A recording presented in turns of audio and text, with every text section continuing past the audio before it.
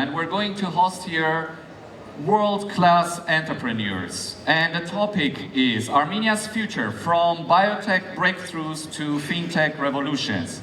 And for this, as I just mentioned, we're going to host two world-class entrepreneurs. The first one is George Caribbean, the founder of Dojo. And next is Dr. Garo Armen, chairman and CEO of Agenus, joined by Sarkis Karapetyan, who will be moderating the chat, who is the CEO of UAT.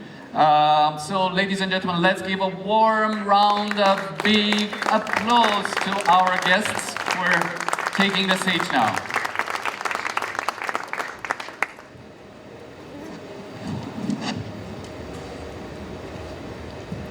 Ladies and gentlemen, it's a great honor for me to be moderating this fireside chat with honorary guests. We are going to talk about Armenia's future, from biotech breakthroughs to fintech revolution. And my guests are dear Garo Armen, Dr. Garo Armen, Armenian-American scientist, an entrepreneur and philanthropist, chairman and CEO of Agenus and founder of COAF, which has invested over 100 million to transform rural Armenia. And George Caribbean, serial entrepreneur, founder of two unicorns, Dojo and Capital on Tap, from telecom to fintech.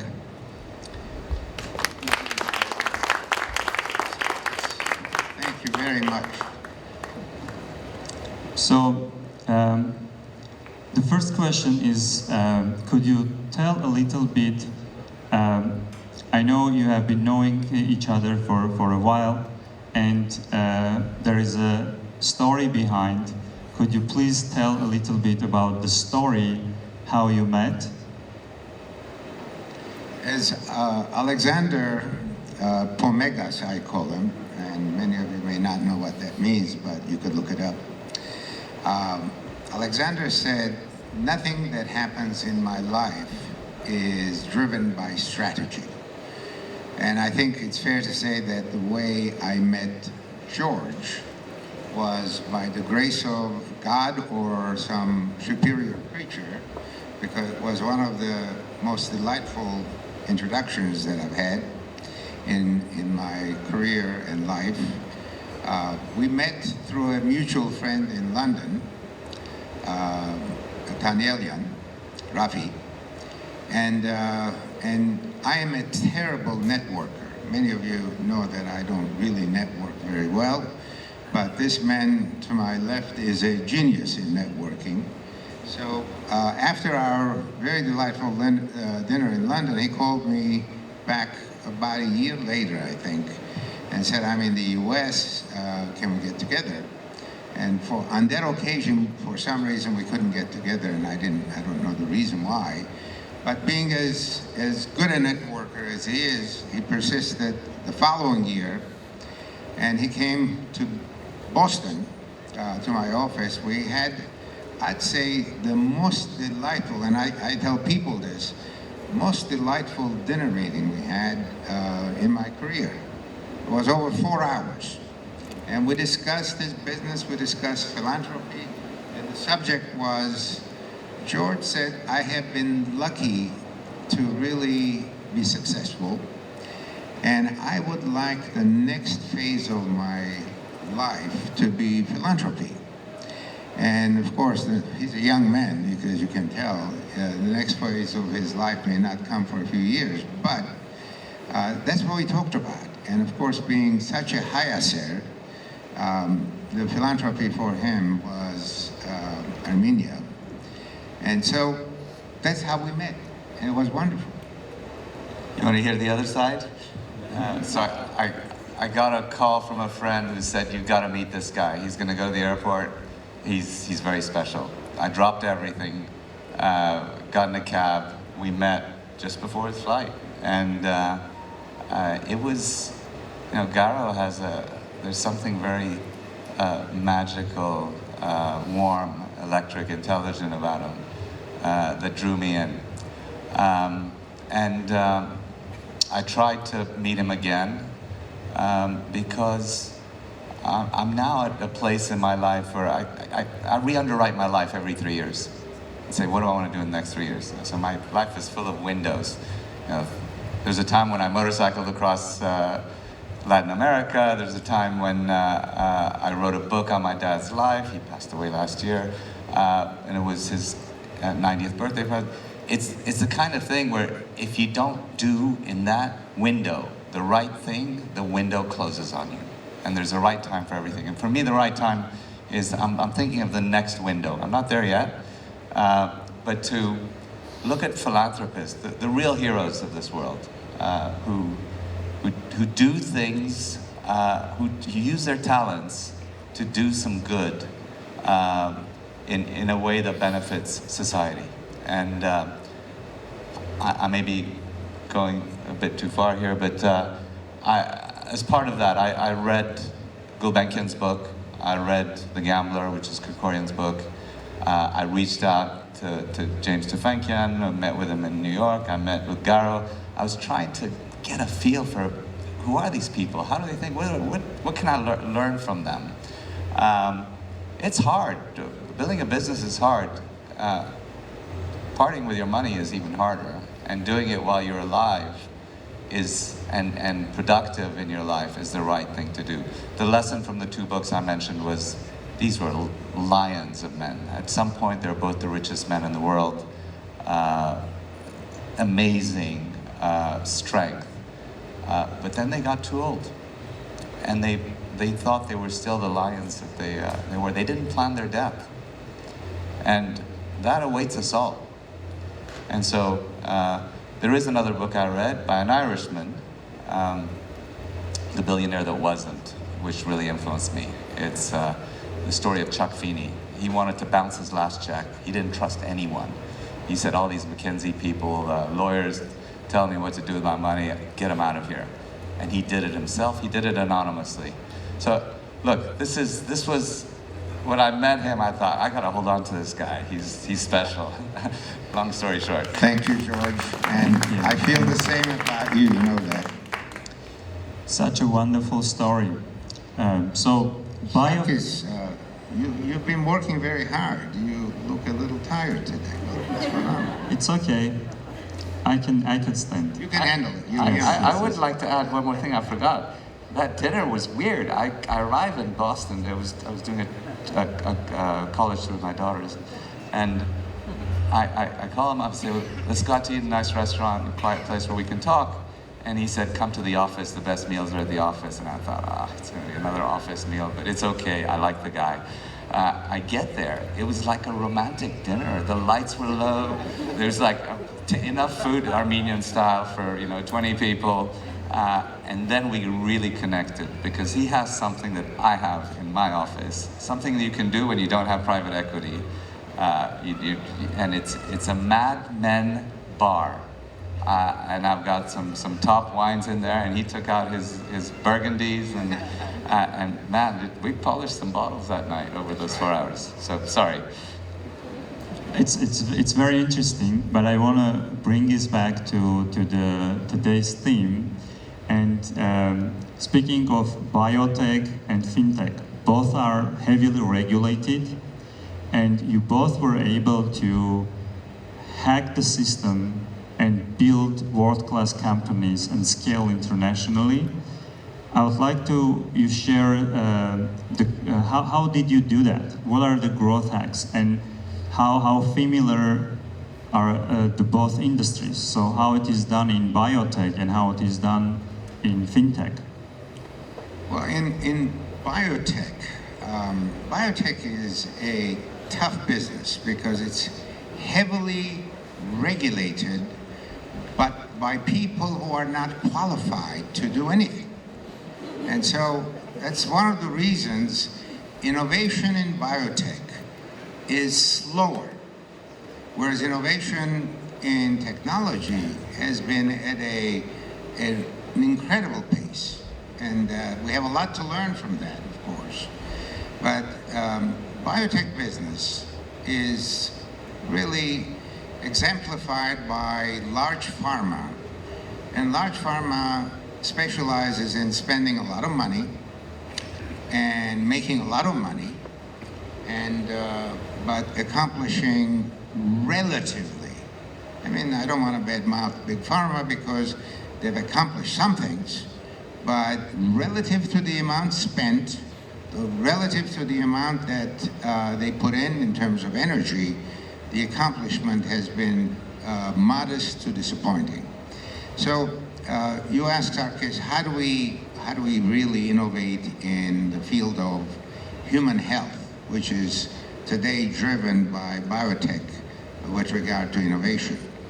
And you do that by not doing the same as what the industry has done, and by not following convention, but following innovation, in spite of the fact that innovation comes in a very challenging environment. For example, my business is curing cancer.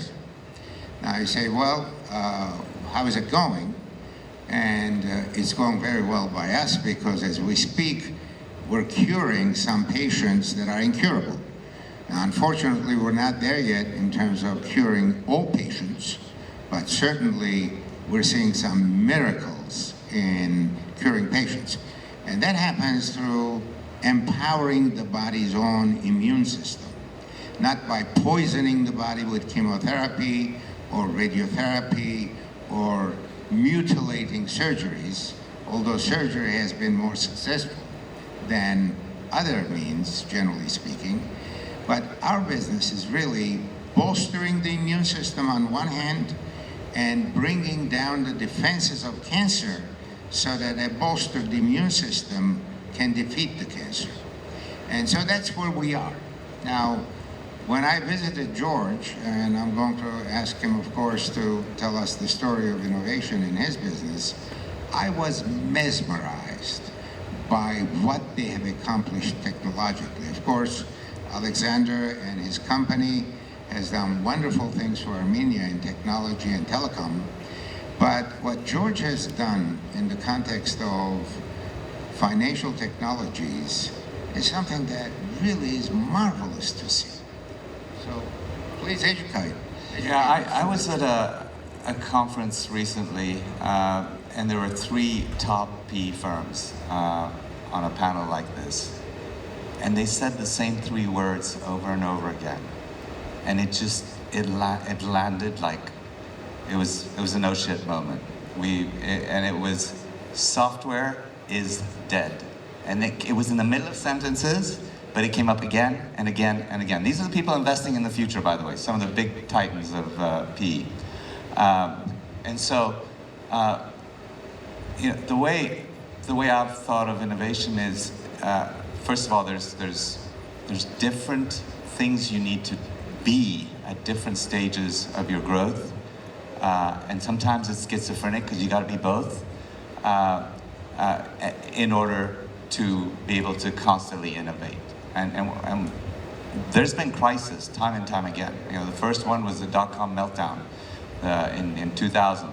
Almost 10 years later, you had the financial crisis, and then almost 10 years later, you had COVID.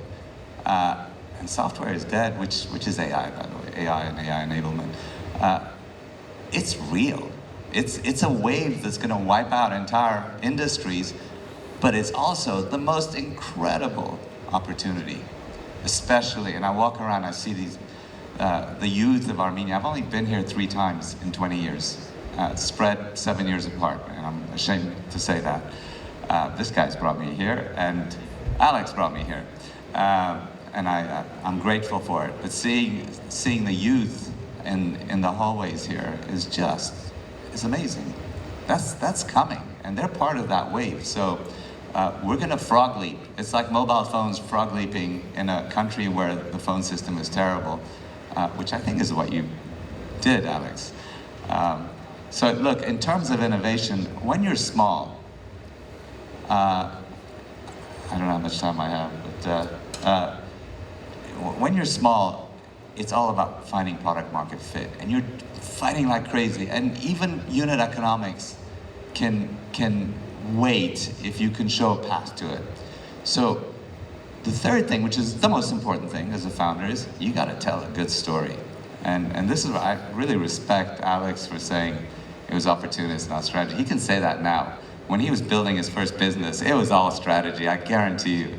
But it takes courage to say that. And so small, you're looking for product market fit. You become you've got 18 months usually, and you've got to convince someone this thing it's sticky. And then you're a scale up, you need more rockets. You need more sources of thrust. So you've got to go international, you've got to sell more products, you've got to reach new markets.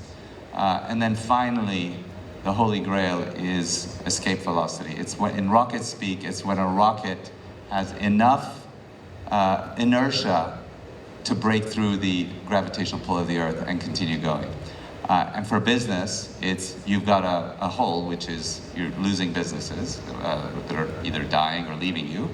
And the bigger your base, the bigger that hole. You're trying to sign up new customers, harder and harder to fill that hole, and it costs money to do that. So if you get the flywheel going where you're throwing off enough cash to generate 20+% growth, and it's a flywheel that works on itself. And if you slow down, it's really hard to pick it back up because you need new funding to do that. So the trajectory is really important. If you lose that trajectory, you're meaningless.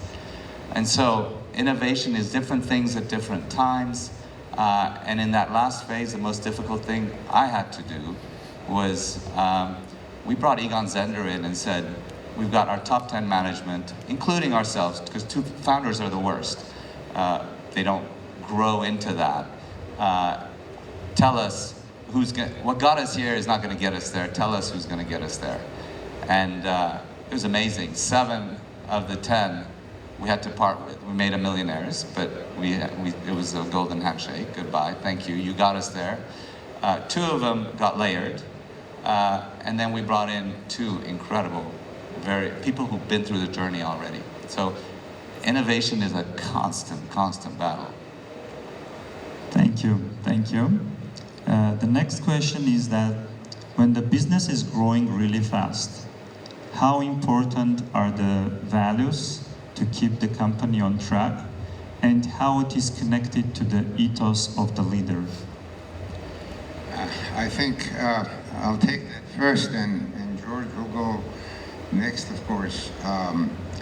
As Haig and Alex Yesayan had built this company that our Irish colleague were commenting on, having the best people, having people that are trusting the mission, the quality, all of that is absolutely critical. I mean, because particularly in my business, and in any business, you go through some very, very challenging times. Because, success is not a straight line up. And in order for you to be able to endure the difficulties, you need people that believe in the mission and believe in the leadership. And so the culture that you built, which is based on trust, and when I say trust, I'm using the term generically, it's trusting the mission, trusting your leadership, trusting their ability to deliver. So that two-way trust is absolutely critical to go through difficult times and to enjoy the very successful period that will take you to heights that you'll be very proud of as people, as companies, as a nation, and as players in the world. So, as you said, that ethos, Sarkis, you've built that with your organization wonderfully, is very, very special. Yeah, values are non-negotiable for me. It took me some years to learn that. And what really tests, everybody says, yeah, values are important, until you're faced with a situation. And I'll give you one. You've got a top salesperson, they're bringing in, you've got 10 salespeople, this one person brings in 90% of your sales. And they've done something really bad. They've cheated on an expense report or done something. what do you do? And so it's hard. That's where your own values are tested. An engineer that treats people badly but takes credit for it and is hitting the numbers and the schedules and the costs, but what you don't know is, and what you're seeing is we're on track, but nobody likes this person. The 360s are really bad. They don't have the values. What do you do with that person? It's real easy for us. It's taken me years to learn this. Is the minute you know you have a C player, someone who looks like they're generating results, but they don't have the values, you part with them. Not only you part with them, you part with anyone around you in your entourage. Life is too short. There's so many good people in this world. Surround yourself with people. My dad used to say, surround yourself with people who are better than you, and you'll go places. And then when you do that, look what happens. I'm here. I meet Alex. I mean, the first question I asked him was, Alex, has he cut any corners? And he said, no, he's solid. That was it. That's all I needed. And so, values are everything. And my reputation is the most valuable thing that I have. And I imagine it's for you, Garo. I imagine it's for Alex and Haig, and it's everything.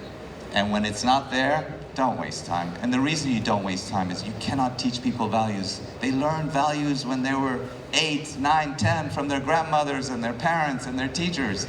You can't. It's easier to teach someone who has the values, doesn't have the skills, than to try to teach somebody values. Well, can we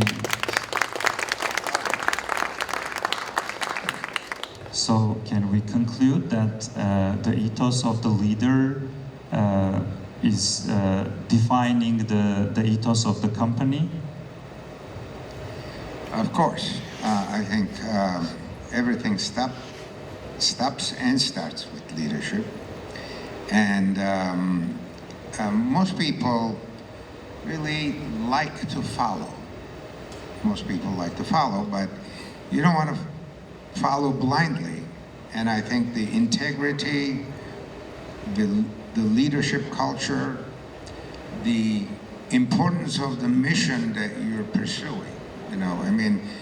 Unfortunately, a lot of the business schools, particularly in the USA, teach young people to pursue careers where they will make a lot of money in the field of finance. And as you heard throughout your sessions here, the value of science and engineering and the ability to build things is critical.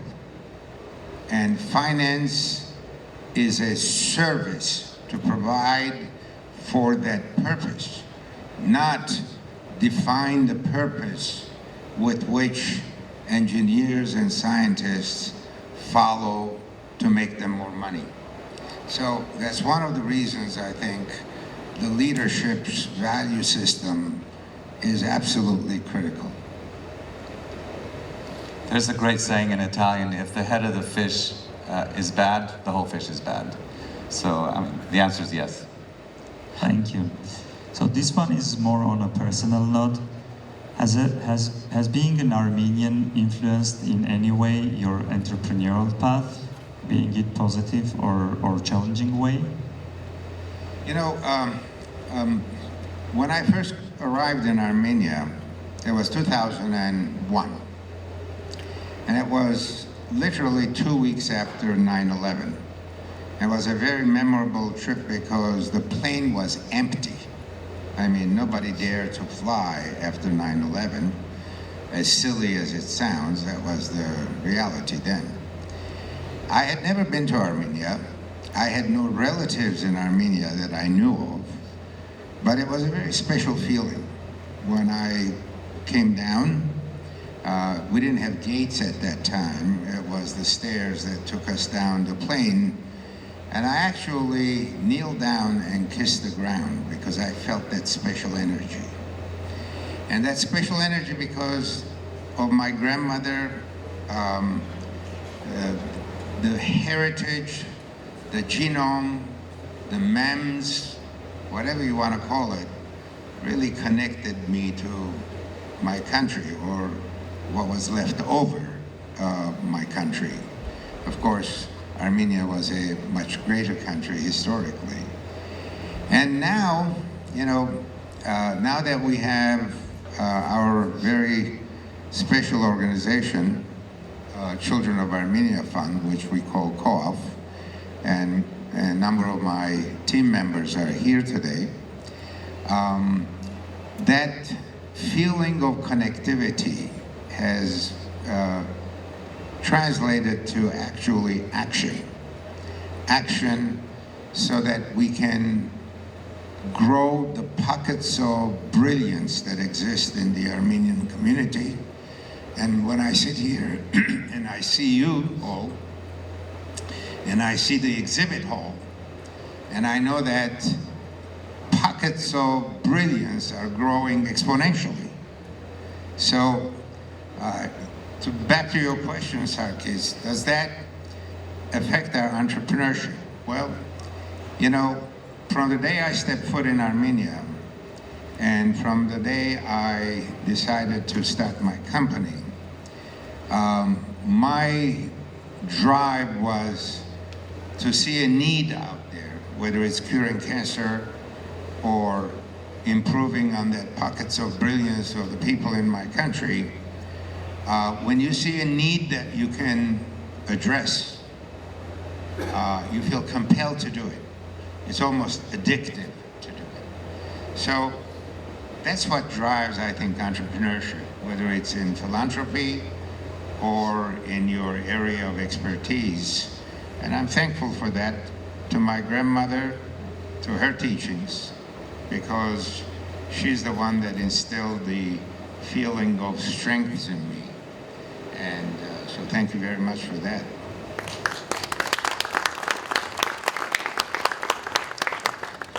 So look, I grew up in Ethiopia as a diaspora Armenian. The Ethiopians are very kind to the Armenians, and it started with the emperor. He was walking through Jerusalem. He sees 40 orphans playing in an orchestra. He adopts them, and he gets permission to adopt them. People all over the diaspora heard about this and moved to Ethiopia. At one point, the community was 3,000 Armenians, a fantastic community. People got along. It didn't matter, you know, the wealthy, the not so wealthy. It was one people. And what happened, you know, when you're living in a country like that, and Armenians are the only foreigners, including Africans, who are allowed to have the Ethiopian passport. That's pretty amazing.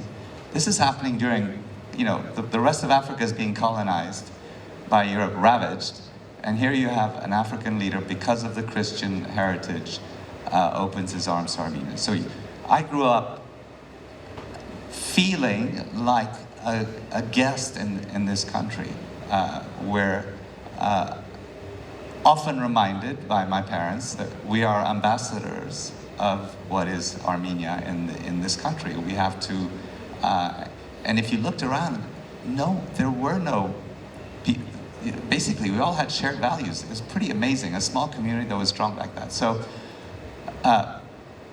what happened later was, and I can tell it in a quick story. Yeah, okay. So look, we've gone through hell. Communists came, and the point I'm trying to make is we lost everything. All the Armenians lost everything because they had local nationality.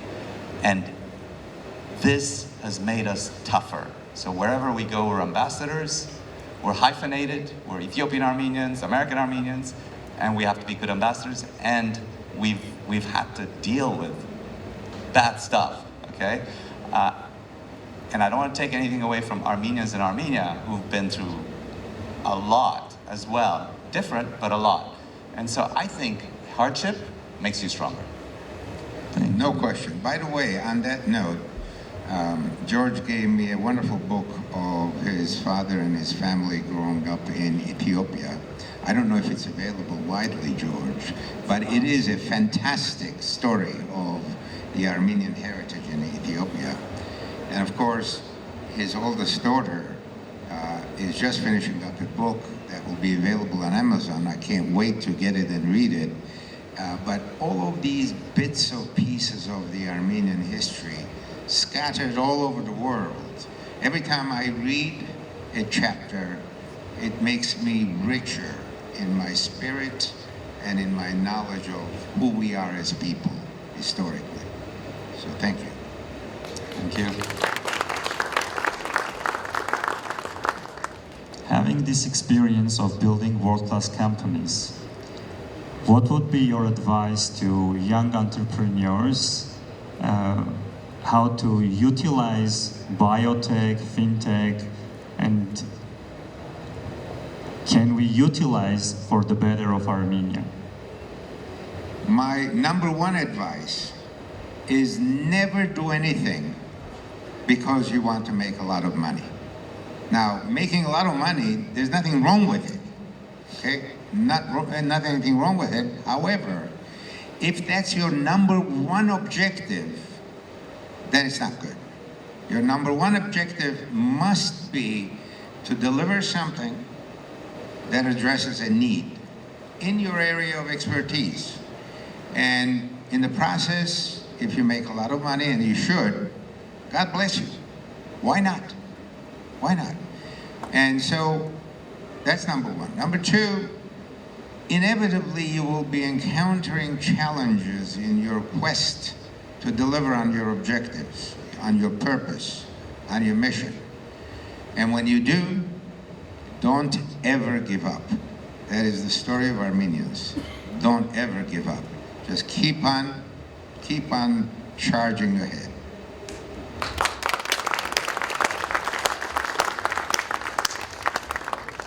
Yeah, I can't add anything to that. You know, always live to fight another day. And if I had to answer it in one single, well, before that, I've asked a lot of entrepreneurs this question. If you knew how hard it was gonna be, would you have started? And the answer is always no. But, they always follow it with, but I'm so glad I started. And I didn't know how hard it was gonna be. So, you know, you're gonna hit, first of all, jump. That's the short answer, jump, do it. Second is, don't give up, as Garo said. You know, always live to fight another day. Live to fight another day. So, if I may to summarize, so jump on it, lead with your values, and never give up. Don't forget you're a tough Armenian as well. That's it. Nice. That's it. So, Sarkis, you said it. We are short in time. I would like to open the floor for the audience to ask for questions. Thank you for the inspirational thoughts. Any questions? Yeah, we got one there, please. Please keep your hands raised so we don't lose time. The volunteers will see you and bring mic. Hi, thank you for this talk and the inspiration. I came a little late, so I don't know if you covered this, but I know that benevolence and giving back is important to you. And so I want to ask if you take it the same qualities into nonprofit endeavors as you do into business. Do you treat it the same? Do you have the same practices? And what is the percentage, the balance, as the years go on, of you giving your time to one versus the other? Thank you. So basically the question is what is the balance between philanthropy and the business? I think they're basically 24/7 each. That's the balance. And what suffers is really so-called life-work balance. Life-work balance is not part of my vocabulary or my business philosophy. Now, I'm not suggesting that everybody adheres to that, but it's really a continuous undertaking. you never stop thinking about what needs to be done, and you never stop responding to your colleagues' questions and inquiries. And so it's a wonderful feeling. I mean, it's not a sacrifice. For me, I don't look at it as a sacrifice. I look at it as a reward, really. Thank you. I may give you an answer you may not like. I'm not as tough as this guy. My balance is family work or philanthropy work, and it's 100% one or the other. And that's why I'm trying to understand better what it takes, and the 100% is really important to me. In my business, we have what we call extreme killers. Let's say you go to France, you hire a killer, and that's what they do. They own it, they live and breathe it, and they make it happen. It could be an HR thing that we've changed. There's a killer that makes it happen, the change management. So I would take that approach to philanthropy, and I really like the billionaire that wasn't really made me think a lot. It's at some point phase out of the business and go phase in completely. Do it yourself. Surround yourself with people like Garo, where it doesn't all have to be you. You can cross invest and or not. You can, but it's I see it as a full-time 100%. And this is where you're not going to like it. It's entrepreneurs who are going to save this world, not the politicians, and very biased. I'm going to probably get some bad emails, but it's the entrepreneurs because they know how hard they worked for that money, and they will make it work beyond their lives. So what you're hearing is not a rule that's written in a book. It is everybody has their own means of delivering on the mission, and we need to be cognizant of the fact that we are all individuals, and something works for me well, and obviously something works for George very well, but in doing what he does, he's produced a young generation of people, including his eldest daughter, who is as Armenian as you can imagine. And she won't have a part in the business either. That's also bad. That's a big accomplishment, a very big accomplishment. Thank you. We are actually run out of time, but because we gave the mic already, Richard, please. Sorry, on that answer, the reason our dinner took 4 hours, you know why now. Hi, my name is Richard. I'm CEO of EGS. Excuse me. EGS is an Armenian IT company. I guess, no doubt, you two are very good leaders and you've achieved a lot. And what Garo said, the road is ups and downs. I wonder if you could share, each one of you could share one setback, one failure, one disaster, and what did that do to you and how did you recover from that? And another example of a good success, a big success, and how did you digest that? How did you, what did you do with that?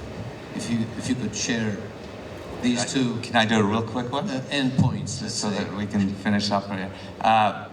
First one, setback. I'm 12 years old, the phone rings, it's my dad, he says I'm in prison, I don't know for how long. I've done nothing wrong, you're now head of the family. I can tell you one thing went through my head, I don't want to be head of the family, I'm 12. Setback. First dividend check, man, that was good. I told my wife we would not have kids until the companies were stable. And that dividend check was, oh, it was sweet.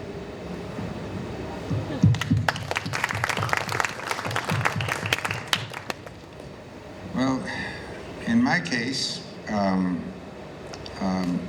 one of the most memorable memories as I was growing up was I was about 13 years old, and I went to an Armenian school in Istanbul, and our vice principal was a Turkish fellow, and he found out that I was preaching to my class about the importance of having a free Armenia.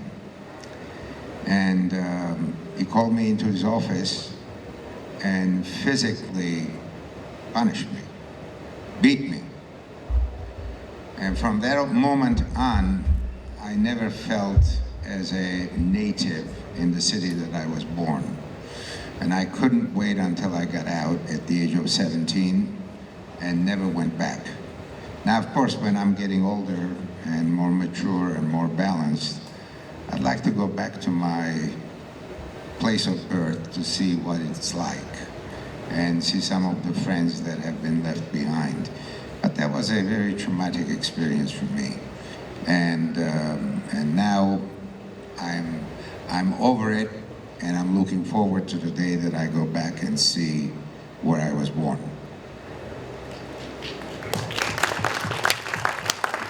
That's very touching. So, Sarkis, when he was telling us that as we run out of time, I'm going to give you a signal, which he never did. He said, I'm going to go like this. You did it for me. I gave that but he signal to didn't. him. He's too polite. let's give big round of applause to our distinguished speakers. Thank you so much.